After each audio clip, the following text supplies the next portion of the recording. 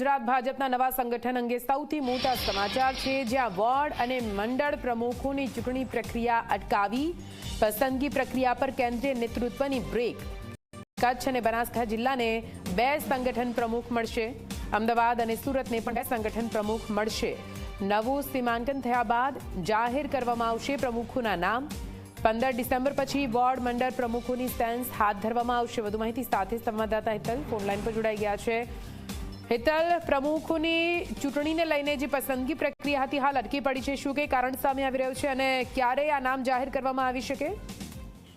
જી ચોક્કસ નિધિ, એવું કહી શકાય કે આખી જે પ્રક્રિયા હાથ ધરવામાં આવી હતી એમાં આ પ્રક્રિયાને હાલના તબક્કે સ્થગિત કરવાનો કેન્દ્રીય નેતૃત્વ દ્વારા નિર્ણય લેવાયો છે। જે પ્રકારે સૂત્રો તરફથી જાણ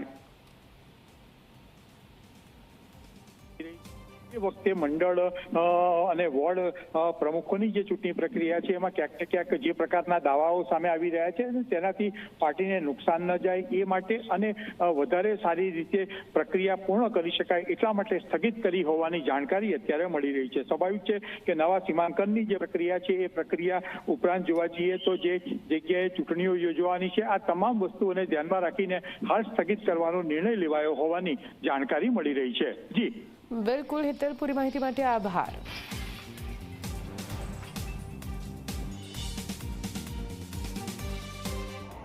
ગુજરાત પ્રદેશ ભારતીય જનતા પાર્ટી દ્વારા જે સંગઠન પર્વ ચાલી રહ્યું છે, સંગઠન પર્વ 2024, એમાં મારી ચૂંટણી અધિકારી તરીકેની જવાબદારી છે। ખાસ કરીને બૂથ સમિતિનું ગઠન પૂર્ણ થઈ ચૂક્યું છે। હવે મંડળ સમિતિના ગઠનની પ્રક્રિયા ચાલી રહી છે।